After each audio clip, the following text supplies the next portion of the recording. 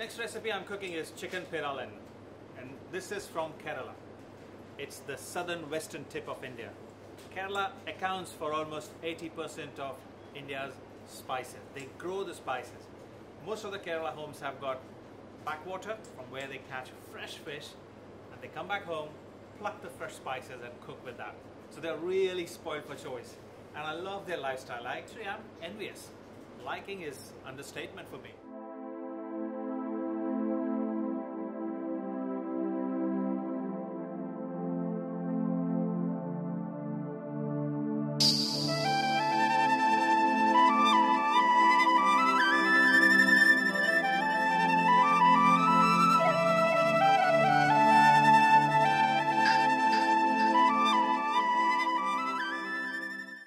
So here we go.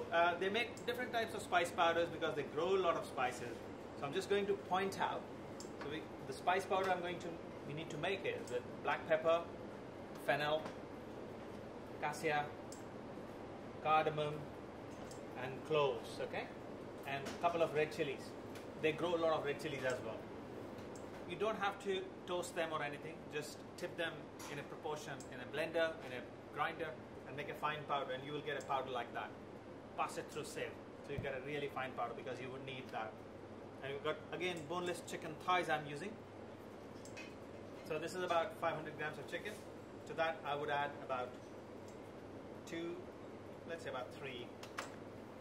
teaspoons of spice powder, salt to taste,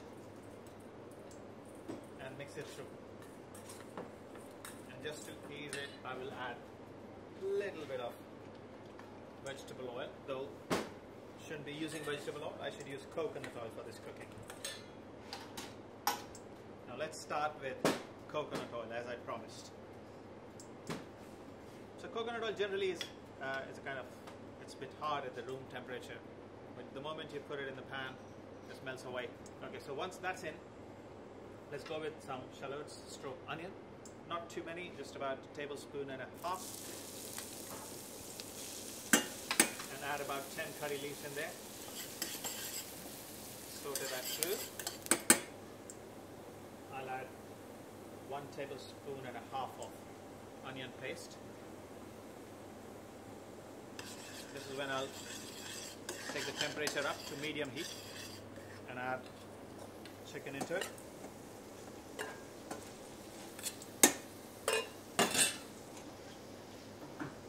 Now because the spices are already there, just be very careful that it doesn't catch the bottom of the pan too often because it will burn the spices and you don't want that.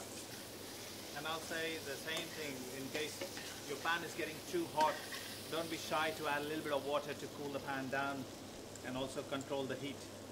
And I will slice one of the shallots. These are banana shallots. Cut it into half.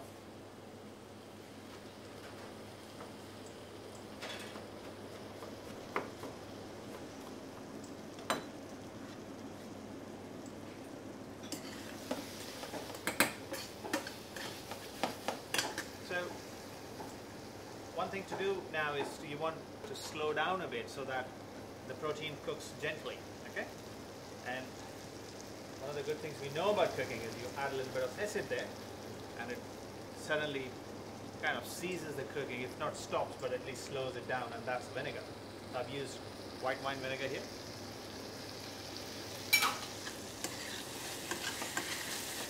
So this chicken, I would say, is almost cooked.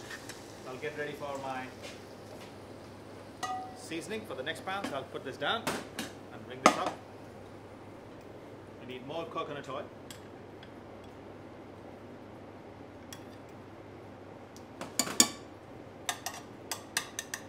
Again, it might look very oily, but it's the character of the recipe. But if you want to use less oil, please do. We need the mustard seeds.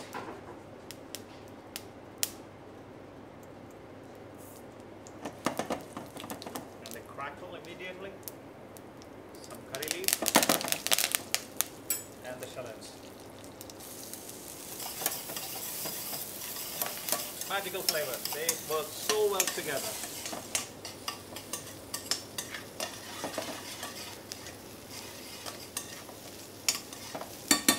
not that there was anything less happening in that pan.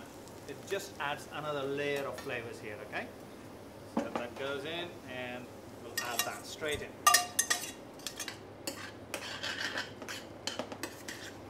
Okay, we're good.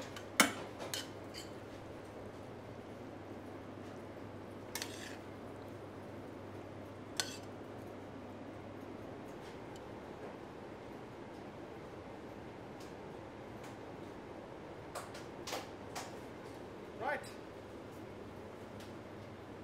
That's my chicken Peralen.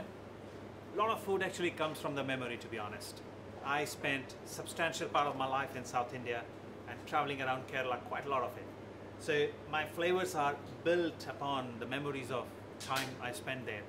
And this is exactly like that. This is how I tasted, this is how it smelled. It takes me right back where I belonged. So chicken Peralen, really cool recipe.